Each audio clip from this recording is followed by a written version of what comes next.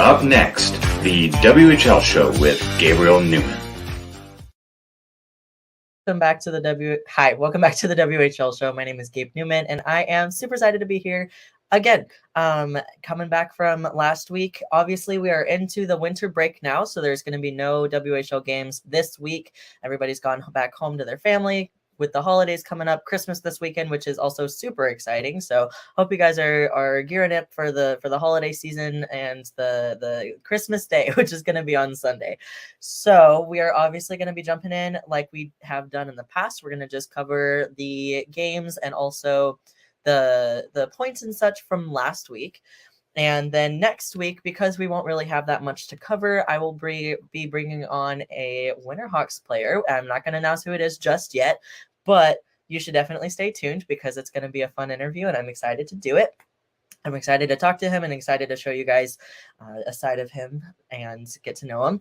And also we'll be doing a bit of World Juniors coverage, just kind of because I'll be talking about World Juniors here in just a sec, but next week we're also going to be talking about it more in depth, but because of the players on Team Canada and then the few that are going to be named to the other teams' rosters and also just general coverage, because it's definitely a big thing for younger players with the World Juniors. You get it. You know what I mean, hopefully. So World Juniors, I discussed it last week. I kind of dove into Team Canada's roster and the 11 WHL players that have been named to that roster. If you need a reminder, feel free to go back to last episodes and look at that. But also just a quick refresh here for Team Canada for the WHL players. We have Thomas Milich, Nolan Allen, Kevin Korchinski, Reed Schaefer, Olin Zellweger, Caden Bankier, Logan Stankoven, Connor Bedard, Colton Dock, Dylan Guenther, who played with the Oil Kings last year and is now with the Arizona Coyotes, and then Zach Ostapchuk. So those are the 11 players that are going to be playing for Team Canada in the IIHF World Juniors this year. And we've had, sorry, if you hear any background noises, usually it's a cat. So that's probably what's happening there. So we've had a few more rosters be finalized and announced. Those rosters are USA, Sweden, Germany, and Finland. As I mentioned last week, we don't have any WHL players on Team USA, but we have gotten one name to Team Germany, who that his name is Luca Hauff, and he is with the Edmonton Oil Kings. And also for Team Finland, we have, since Dylan Guenther was announced and counted, I'm going to count this as well. Nico Huhtinen, who played for the Silvertips last year, is going to be playing for Team Finland this year. So very excited to see those players join those rosters and join the teams. Very excited to see what they do. There is a cat here. So sorry. I'm gonna move him. He says hi. This is Darcy. He says hi. Moving the pest. So we're still waiting on Team Czechia, Austria, Switzerland, and Latvia to be announced. We have heard that a few WHL players have gone to different selection camps for those teams. And so we are just waiting for the final rosters to be finalized and announced, and we will next week after the first day, which again is on December 26th, Monday, my episode December 27th, I will cover I'll do a quick recap of what happened on that first day, which teams did what, and also I'll go over the other finalized rosters. If there's any WHL players that are on those rosters, I'll cover them and talk about them more in detail.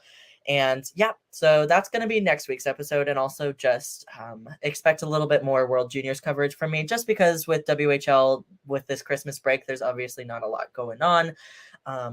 And so, yeah, we're going to just keep rocking and rolling. It's going to be great.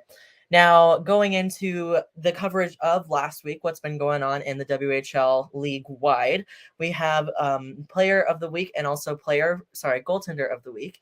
Player of the Week, if you pay any attention to the WHL, you probably already know who it is. Josh Philman of the Swift Current Broncos. Swift Current Broncos. Wow. He had an outstanding game against the Edmonton Oil Kings. He won. Well, first of all, he helped his team win the game. It was an 8-4 win. But over this past week, he had 7 goals, 1 assist, and 8 points in 3 games. And 6 of those goals came in 1 game. And that was the game against the Oil Kings when they ended up winning 8-4. So he had 6 out of 8 goals in that game. So it was a double hat trick, double hattie, which is incredible. So of course, again, if you pay any attention to the WHL or their social media or anything that they've been talking about, you definitely have heard his name because that's insane. Double hat trick, amazing. He led all WHL skaters in goals with 7 goals this past week, and was also the first WHL player to score 6 times in in a single game since 2009, which was of course nearly 14 years ago. So it's been a minute. He was very close. He came very close to matching. What was it? It was matching an all-time WHL record for goals in a single game, which was of course 7. So 7 goals is the record. I think 5 players in WHL history have scored that number of goals, and he was so close, but he only got 6. I say only got 6, like that's not impressive. That's friggin' insane. So congrats to him. Great job to him, because that's awesome. And of course, he was named Player of the Week. He was Philman was drafted by the Broncos in the 2019 WHL draft. He went in the 4th round? Yeah, 4th round, and so far he has 83 points in 110 games played, 47 goals and 36 assists. I'm going to show you a quick hat trick highlight reel so we can take a look at all 6 of those goals, because wow. And then after that, we'll go ahead and jump into the goaltender of the week, which is also something that's exciting. Hi, this is Gabe from the future. I realized watching back on this episode that I completely forgot or somehow managed to leave some sound out of the videos that I wanted to show you guys. So if there's a format change here and there, don't worry about it. It's just future Gabe is going back to fix it. So thank you for watching. Enjoy. Here come the Broncos trying to attack quickly. Pelche pass in front, Ward all alone, backhand doesn't get through, follow-up chance, they score. As it's Josh Philman arriving late to clean up the garbage in front. The Broncos just in right circle. They'll walk it in, wrist shot, scores. What a shot. As Josh Philman has a pair, we're not even 5 minutes into this game, the power play marker. Now down low, the puck ends up in front of the net, wrist shot, scores. As Josh Philman has the hat trick. Picked off, here's Pelche. Between the hash marks, wrist shot, glove save. Hey, left a rebound and they score. It's Josh Philman again, his 4th of the night. On the ice looking for the breakaway pass, and he's got it. Here comes Josh Philman in alone, looking for number 5, and he's got it as he picks the top corner.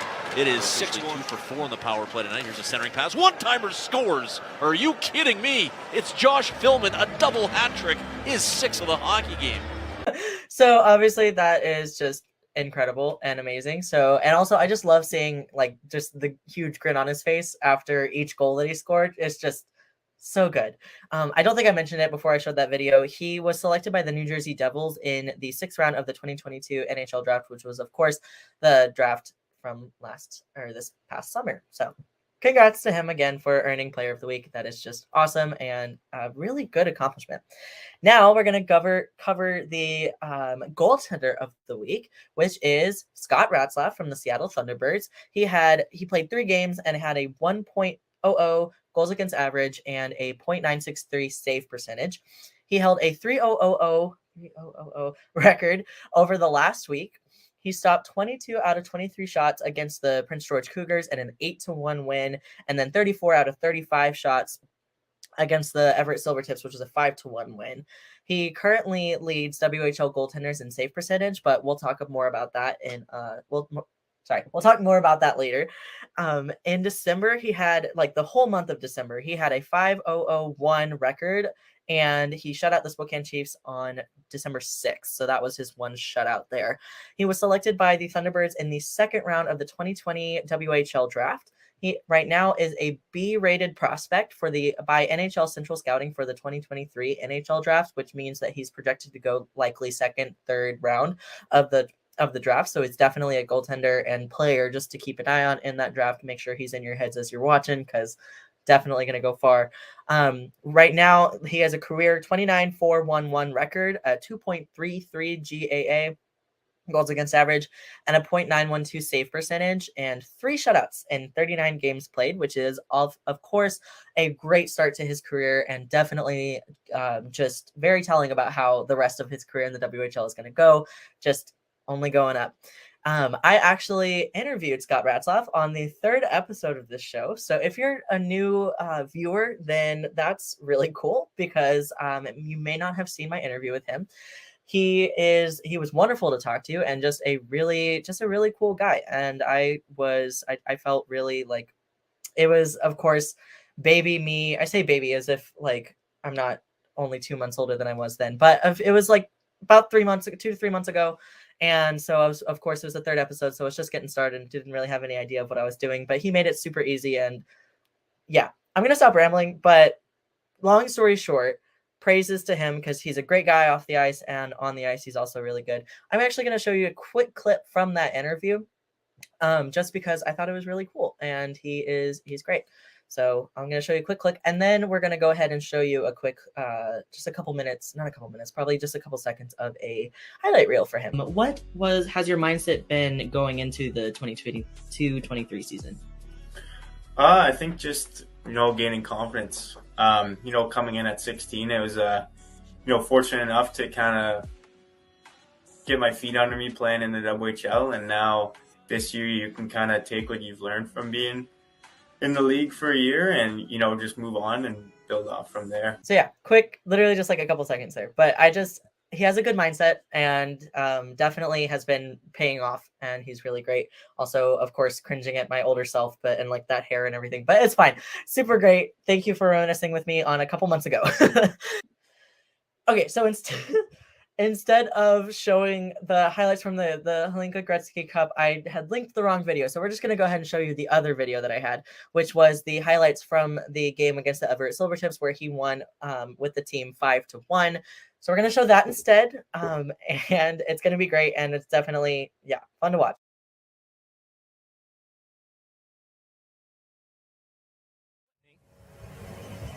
Zaplitny has Gruette and Heslop on his wing. One back by Zaplitny into the corner. Diving down onto the ice, picking it up is Simon Loveson, thrown in front, off a stick, carried out towards the blue line, turning around, a shot by Pickford, he scores! Bryce Pickford, a rising wrist shot, beats Holt glove side, and the Thunderbirds, less than 2 minutes in, have grabbed a 1-0 lead. Trying to get around Jamieson. Jamieson holds his ground in the near corner. Back towards the point, Hansel crosses, taking the step up. It is Davidson up the left side. Davidson, backdoor, they score. Jared Davidson, a picture-perfect pass to Jeremy Hansel, and the Seattle Thunderbirds lead it 2-0. Jared Davidson skates the perimeter of the zone. He's up the left side. Jeremy Hansel left unmarked. It is Sauchin taking a step up, crossing the slot off the stick of Minio. Looking down low for Davidson. Tapped in front. A chance for Krinkovic. He scores. Goodness, what passing by the Thunderbirds. It's 3-0. 45 seconds into the second period. The extra pass made by Sauchin to Krinkovic. Marked by Hemmerling along the far side corner boards. 3 minutes gone by here in the second period. 3-0 Seattle Thunderbirds.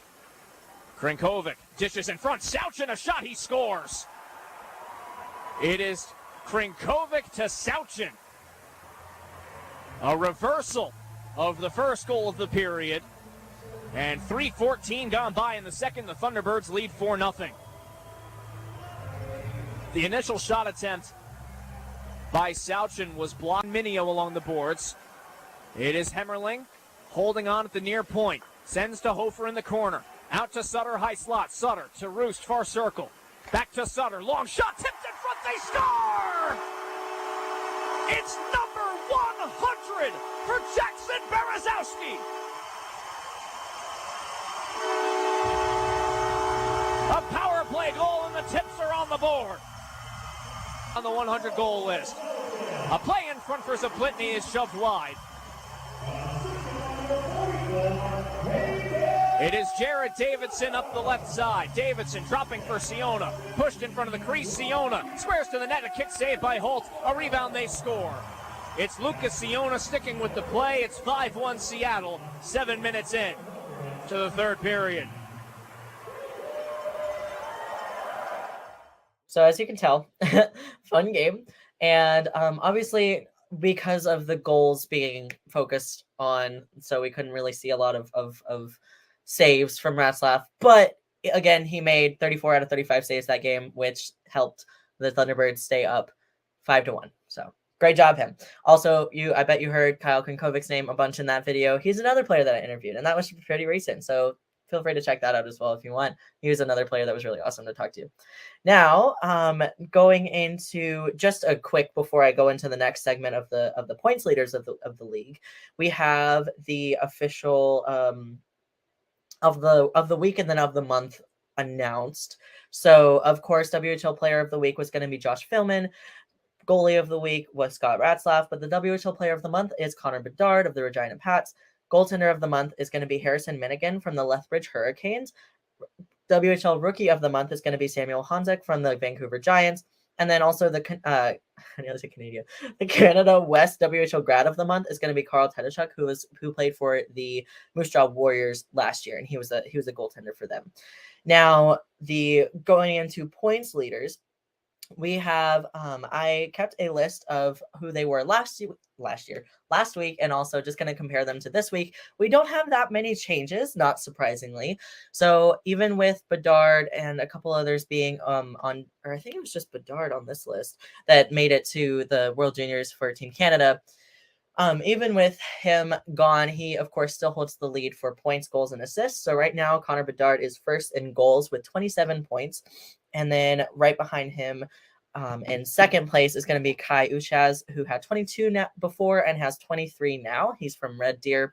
Assists again, Bedard is first. Sorry, I just switched to goals and assists. So yeah, goals, that was correct. Assists, Bedard is in first with 37. He's with 37 assists.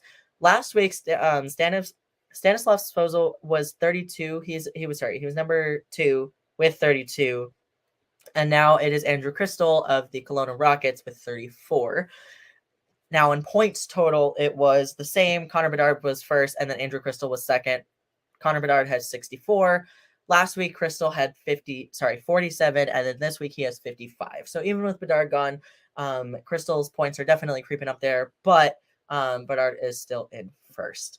Now for goaltenders, I have for goals against average, the GAA, Austin Elliott was first last week, and he is again first this week.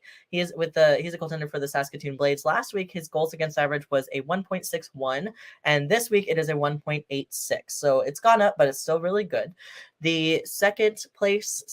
Well, I guess the second leader behind Elliott is last week it was Dylan Ernst with the Kamloops Blazers. He had a 2.01, and now it is Scott Ratzlaff with a 2.05. Sorry. Yeah, that's right. 2.05 of course, the Seattle Thunderbirds goaltender of the week. And then last week for number 3, it was Rhett Stesser, who had 2.20. He was with Red Deer, or is with Red Deer.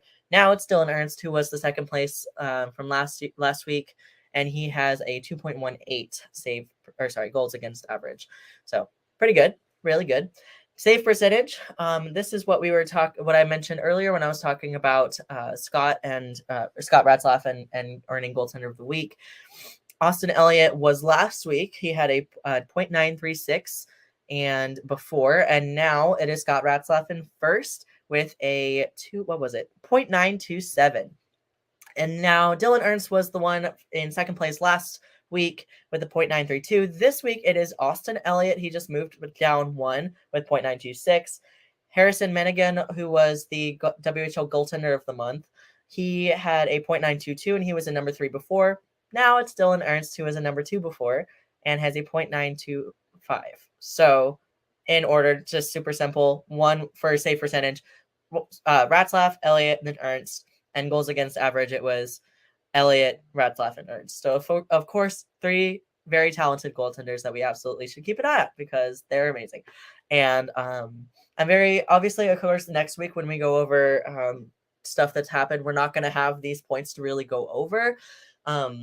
because there's no games played. The next game is going to be on the 27th, which is actually the day that I'm going to be recording the next episode. So there's really not going to be much to talk about there. So when I go ahead and cover points again, and also points leaders and goaltender stats leaders, that will be not next episode, but the week after. So that's when we're going to go ahead and do that comparison there. So going from players to specific or like league-wide stats, we're going to go ahead and talk about the 2022-23 Kia CHL top 10 rankings for week 12. So last week we had, here, let me just read it off. First was Seattle, second was Winnipeg, fourth was the Saskatoon, fifth was Portland, and then the honorable mentions were Kamloops and Red Deer.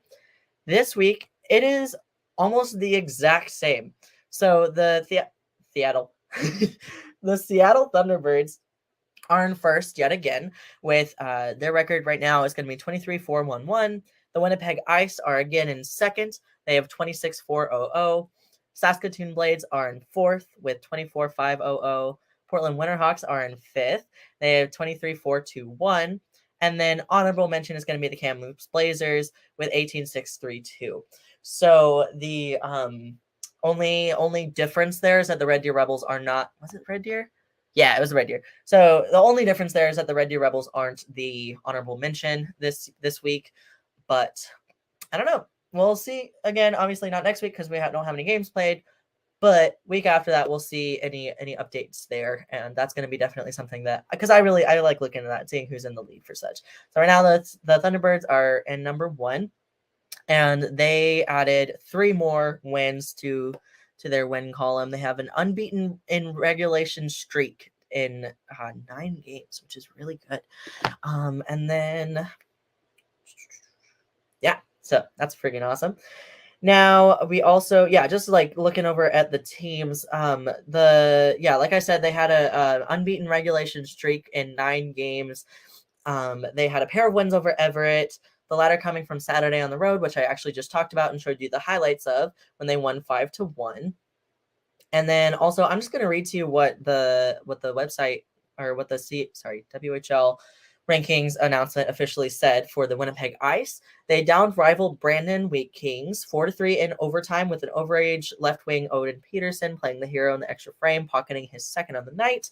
One of 2 ice skaters to tally twice Saturday. So too did 2023 NHL draft hopeful Zachary Benson, who's throughout 29 appearances this season holds the squad with 20 goals leads the squad with 20 goals and 46 points. For the Saskatoon Blades, we have 3 consecutive victories, hottest teams in the circuit, now climbing second to the WHL's Eastern Conference, showing of 24-5-0-0, as I mentioned earlier. Offensive flair, they had 22 goals in 3 games. Dallas Stars draftee Connor Roulette pushed the pace with 3 goals and 6 assists with 9 points. So that's definitely, I would say, if Philman didn't have his WHL Player of the Week, if he didn't have his double hattie, I think Connor Roulette definitely would have been a contender for Player of the Week for sure, because that's definitely impressive stats. Now for Portland Winterhawks, they had back-to-back wins over Vancouver, both home and away. They remain unbeaten in regulation in their past 7 games and have shifted into the top spot in the Western Conference, or into a top spot in the Western Conference, record of 23-4-2-1, notching a 5-4 overtime victory on Saturday. They built an early 3-goal lead before mounting a comeback in the closing moments because the Giants did push back that game. Ryan McCleary, who is a Pittsburgh Penguins prospect, had the overtime winner. So that was awesome.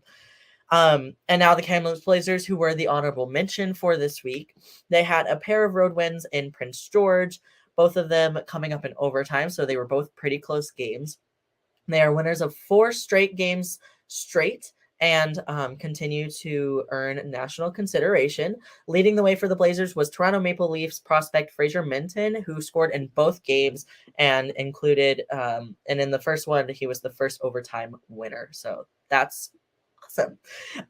So of course those games are definitely, those teams are staying solid and teams to pay attention to. Now for general news, I think this is something that I'm gonna start doing just besides looking at stats and games and such. I only have a couple things actually this week, but I'm sure that as it goes on and as I collect, actually, like making sure that I set aside this time for it, I'll have more material in the future. But 2 things this week. Today, the Kelowna Rockets announced that Curtis Hamilton is now their assistant general manager. He served as an assistant coach for the team in the 2020-21 hub season and retired from playing professionally earlier this year. He's played in the NHL, AHL. I think there was another league he played in. But yeah, so that's awesome. He so he's going to be joining the Rockets there.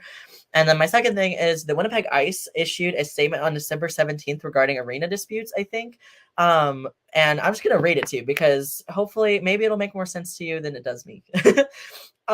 So basically the Western Hockey League today, which was December 17th, issued the following statement regarding the article "No End in Sight for Ice Arena Saga," published Wednesday, December 14th in the Winnipeg Free Press.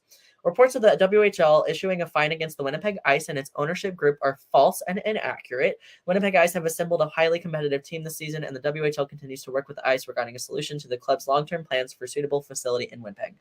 Basically, Winnipeg Ice, there's a lot of hockey in Winnipeg, and so they need their own arena, basically. I'm sure there's much more that goes into that, but that's like a dry bones recap. Further information will be available in the new year, and there will be no further comment on this time. And now the Winnipeg Ice also commented themselves on it. They also made a statement themselves. They said that they were not and have never been fined by the WHL. They would also like to clarify that despite the clear implication of Mr. Sawatsky in the article, Winnipeg Ice were not asked to comment or to confirm any facts relating to the alleged fines for the Winnipeg Free Press and they basically just talk about defamation, and also it's not false allegations are not cool.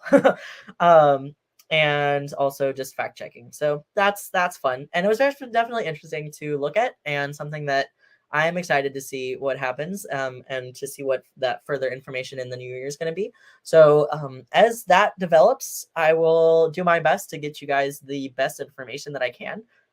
So yeah, now that's fun. Yeah. So that's actually pretty much it for this episode. I'm cutting it really great. Again, I've said this a million times this episode, but next week, because of winter break, there's not that many games, or there's no games. There's no games. So next week, we're going to talk about World Juniors, and I'm also going to be bringing on a Portland Winterhawk and talking with him. I'm going to make that announcement of who that is actually very soon on Twitter. So make sure that you follow me, my Instagram, and on both Instagram and Twitter. My username is on the screen, and I actually yeah, there we go. Okay, found it. So that is something that I think you should check out. My website there is or there, I don't know which side it is because it might flip it. But my website's a good thing to check out because I have different forms on there to submit questions for the players that I bring on, to request your favorite players to bring on to be brought onto the show, etc. So definitely, I would say check out my little website there that I've set up, and also check me out on Twitter and Instagram, because I know that getting to know who the guest is beforehand is definitely going to be something that's super fun. And I want to make sure that you guys, if you want to ask a Portland Winterhawk a question, I want to make sure that you guys have the chance to do that. So thank you so much for watching this week. I really appreciate you guys, and I'm super excited to see you next week after Christmas. So Merry Christmas, Happy Holidays. Hope you guys have a great rest of your week, and I'm excited for hockey to start back up next week. Thank you. Have a great week.